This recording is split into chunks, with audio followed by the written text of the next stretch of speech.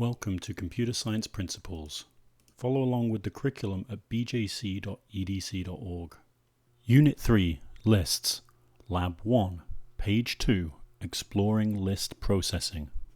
Okay, so in Unit 3, Lists, Lab 1, let's click into Exploring List Processing. So first of all, we need to load this snap project. And then it says for each of the following reporters, notice these are reporter blocks because they are rounded on both sides. Discuss what you think it does and then experiment using the Brazil data list shown right. So this is going to load up in the project that you load as well. Okay, and then experiment using the Brazil data and see what happens. So A, B, C. So length of, all but the first of, and blank in front of list. Okay, so let's take a look. So this here is the Brazil data, and if we have the length of list and we put this inside of the length of, what do we think will happen when I drag this into here? So what do we think that this thing will report? Well, length of list is looking for the individual almost primary boxes that make up this list. So the primary box, well, this is a primary box, Brazil. Brasilia is a primary box.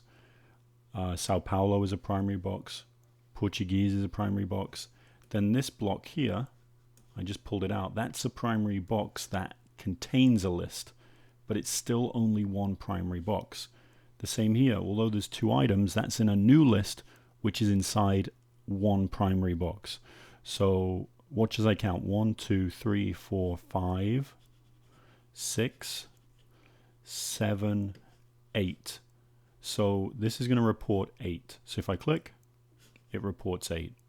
Now, one thing to be careful of is not counting every time you see a field or a set of data. Because, for example, in this primary box, which is right here, there is a list that lives there, and in that list there is a single item, and then there is another list, and then another list.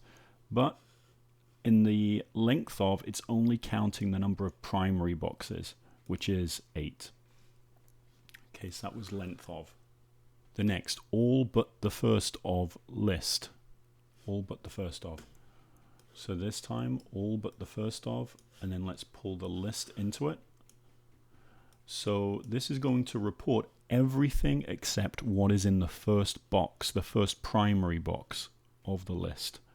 And then, after it's reported Brasilia, Sao Paulo, Portuguese, it's going to report this primary box, which contains a list. So it's going to report the two items as a primary record in that primary box. Then it's going to report another list. And then it's going to report another list that contains two lists, along with an individual record as well. And then it's going to report finally another list. So let's give it a shot. So there it is, Brasilia, Sao Paulo, Portuguese. Then it reports a list. Then it reports a list. And then it reports another list. So this right here in number 6 is really here, currency, and then list, currency. Then it has a list right here. Name and real, which is right here, that represents a list. And then underneath is another list, which is symbol and $. And then finally, number 7 here, it reports another list. So that was all but the first of. Okay, next, blank in front of list. So let's take a look. Here's my list. Let's put this back. Okay, and then let's go for blank in front of list. So I'm not seeing it here, so we've got to go find it. So inside variables, blank in front of list is here. Let's bring this down and let's think. Blank in front of list. So what that looks like it's done is it's added a blank record in front of the list. So that's all it does, is it creates a new record that is currently blank, a new item on the list that is currently blank. And so even if we were to do the same again, blank in front of list, and then now that when we first did the blank in front of list, it kind of creates a new list with a first entry that's blank. So now we should have two blanks, and so on. All right, we'll just reset this. Okay, so that was number 2, A, B, and C. Now number 3, the item number of list reporter has a drop down with 3 options: 1, random, and last. But that input also accepts the expression of a number. Okay, experiment. Discuss how you might use this block in a program. How would you use item to report the language spoken in Brazil? So item number of list. So how would you have it report the language spoken in Brazil? Well, excuse me. If this is the item number of, and we put the data for Brazil in there, item 1 is going to return Brazil when we click Brazil. But we need the language, which is item 1, 2, 3, 4. So we're going to go for item 4, which we can just change that to number 4. So now we have Portuguese. Says, how would you report it? How would you use it to report the last name of the current president, Rousseff? How would you report the last name of the current president? So the last name is item 1, 2, 3, 4, 5. Well, item 5 is not just going to report the last name. It's going to report the whole name. It's going to report the list, a list, which is first name, last name. And there it is. But we need item 2 of this list. So once we've captured the primary bucket containing the first name, last name list, we now need item 2 of this. So we would grab another item and we would change it to item 2, and then we would drag in item 5 of that list, which in this case happens to be a list, Dilma Rousseff. So now if we click that, we now have Rousseff. So we first found item 5, which is looking at the 5th primary bucket. And just to separate this for a second, when I click on item 5 of, we now have a list containing 2 primary buckets. So that's a good way to think of this, is now we have 2 primary buckets or primary boxes. And so now we just need to capture the second, so that would be item 2 of that list. So there we have it, Rousseff. Okay, it says, how would you use it to report the population in 2015? Okay, so let's have a look. Okay, so if I drag that back, population in 2015, looks like it might be right here, which is around 200 million, it looks like. So that is item 1, 2, 3, 4, 5, 6. So item 6 of list is going to bring back the data from the 6th primary bucket, which is in fact a list is living there, which is the 2 entries. And then we need item 2 of that. So we're going to grab the item 2, change it to a 2, and then this should bring back the population right here. Okay, how would you use it to report only the symbol used for the Brazilian currency? So the Brazilian currency is right here. So let's think about this. We need item 1, 2, 3, 4, 5, 6. Let's just count this again. 1, 2, 3, 4. This is a 5th primary box. 6, 7. So we need to first bring back the 7th primary box, which is this. Then we need 1, 2, 3. We need the 3rd primary box. But even this is going to report a list with the word symbol and then the currency. So when I click it, we've got symbol and then the currency. So I need the 2nd item of that. So now I'm going to have to do a 3rd one and look for item 2 of list, drag that in. So now this will return the currency. Okay, number 4. what is the difference between item 2 of this list? Well, item 2 of list is going to return Haiti, and list Haiti. Well, list Haiti is going to return a list that contains one item, whereas item 2 of contains one value, and it's independent from a list. It just returns the value, which is an item, whereas list Haiti is an entire list just with one item, but it doesn't hold just an individual value, whereas the item value is an individual item. So we could try both of these out. Item 2 of list, there's the value, Haiti, when I click, versus, if I just close this down,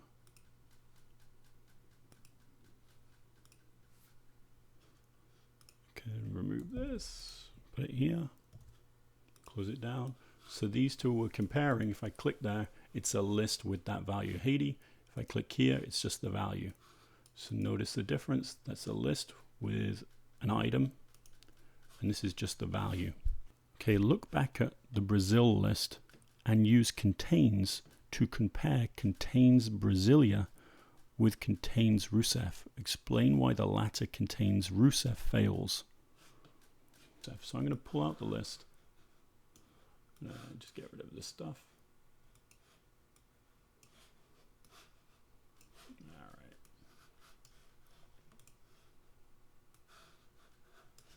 Alright, so I'm just going to move everything up. So let's put this inside the list itself, and then let's ask it, contains Brasilia. Just put that as the value. So it's looking through this list and saying, does it contain Brasilia? And here we've got a true. But then when we look for Rousseff, put it here.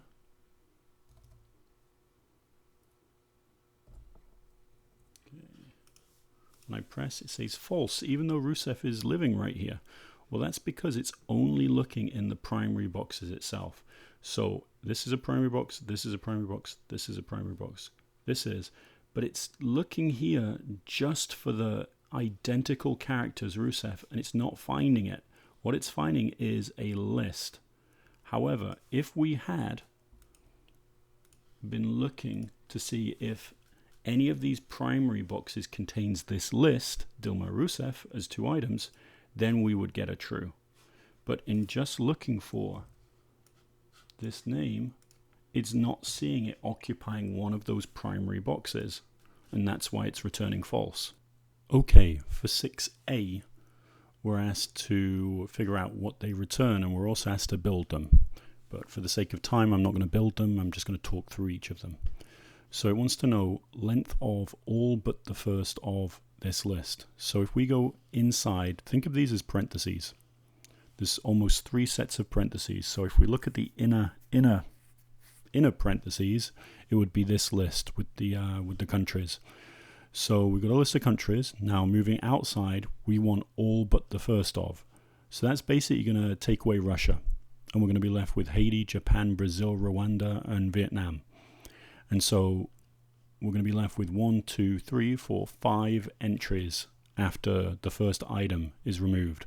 So length of a list with 5 entries holds the value 5. Next, B. Length of this list with blank entry, Haiti, blank, blank, Rwanda, blank. Well, these blanks are still there, so they're occupying a primary bucket, and so they count. So the length of this is 1, 2, 3, 4, 5, 6. That returns the value 6. Length of list, well, there's no primary buckets here. It's an empty list, so therefore the answer is going to return 0. Okay, in 6D, keep. Keep items such that letter 3 of blank equals A from this list.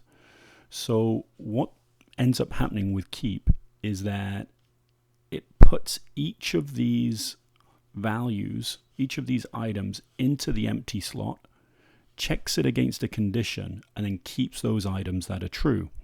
So keep items such that letter 3 of the item is A. Well, it's not true here, not true here, not true here. It is true here. The third letter of Brazil is A. It is true here, and it's not true here.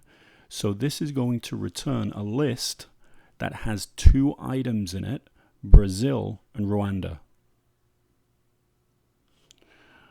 Next, E, keep items such that letter 6 of the item equals A from this list. So 1, 2, 3, 4, 5, 6, Russia meets that requirement. Haiti doesn't, Japan doesn't, Brazil doesn't. Rwanda does, 6 letters, the last one is A. And Vietnam also does as well, 1, 2, 3, 4, 5, 6. So this is going to return a list with 3 items, Russia, Rwanda, and Vietnam. Keep in mind, it's not returning a value 3, it's returning a list that has 3 items in it. Okay, 6F. Keep items such that letter 1 of the item is A. As we look across, there isn't an item that begins with the letter A, and so that's going to return an empty list. It's not going to return 0, it's going to return a list that is empty, that has no items. Very different from returning 0. Okay, G, keep items such that the length of the item is 6. So Russia, 6 letters. Haiti is not. Japan is not. Brazil is. Rwanda is. And Vietnam is not. So it's going to return a list with Russia, Brazil, and Rwanda. Okay, so as we've seen, keep is a very powerful list function. And what it does, it applies a test to each item of a list, and it reports a list containing only the matching items. And if no items satisfy the test, keep reports an empty list, but it's still a list. It does not have a value of 0, even though it has 0 items on the list. So as you see, the keep function has 2 inputs. The first input here is the test. So here it's a predicate, because we can see it's the block shape is hexagonal, has sharp sides and 6 sides. And then the test here is U equals letter 1 of blank. So this blank tells Snap where each item from the list belongs in the script. So it's going to, in this example, the second input is the list of items, and it's going to take each of them and throw them into this blank. Perform the test and either say yay or nay if it's going to remain, if it's going to be kept on the list. So that's how that works, and it cycles through all of them. Okay, underneath, number 7, figure out 2 different tests that can be used with keep on the list that we've been using, Russia, Haiti, Japan, Brazil, Rwanda, Vietnam. So that keep reports Haiti and Japan. So one test is, these both have 5 characters, 5 letters. So you could say if length of blank, if length of the item equals 5 from list, then return them, which it did here. And then what else can we say? We could also say if first letter of blank equals H or J, then return them, and H and J are only used in this list for Haiti and Japan. Okay, number 8, find a way to use keep with the same lists that your code reports only the countries with the list names longer than 7 characters. So here you would say if length of blank, so if length of item is greater than 7, that would be your first input. If length of blank is greater than 7 from list, then that's one way to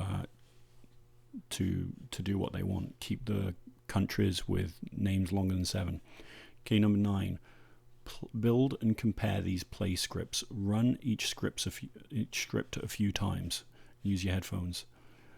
So this is almost like an introduction to notes again, but here I won't play each of these, but we can see it's, first of all, it's it's a command block. It's got these little notches.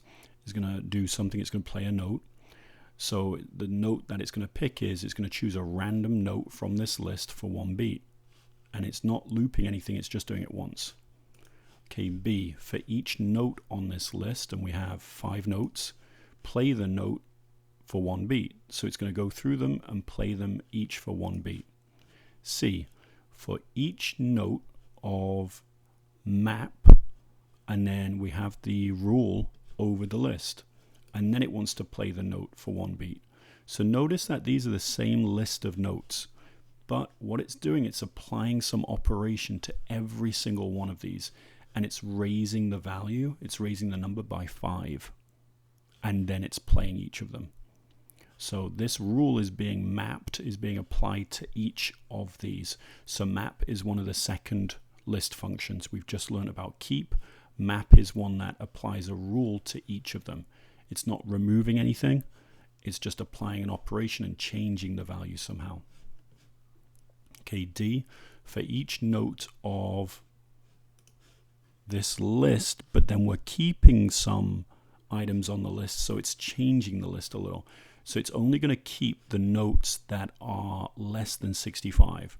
So basically 67 and 72 are going to disappear. So it's creating a new list because of the keep function, and the new list is going to contain 60, 64, and 60 again. So it's going to contain 3 notes, and it's going to play each of those 3 notes for 1 beat. Okay, so for this last one, 9E, it's first going to join the phrase C major with whatever happens in the orange block. So C major is going to be said first, colon, and then a space. And then it's going to perform this combine operation. So what combine does is it takes the items of the list and pushes them all together by some rule or operation.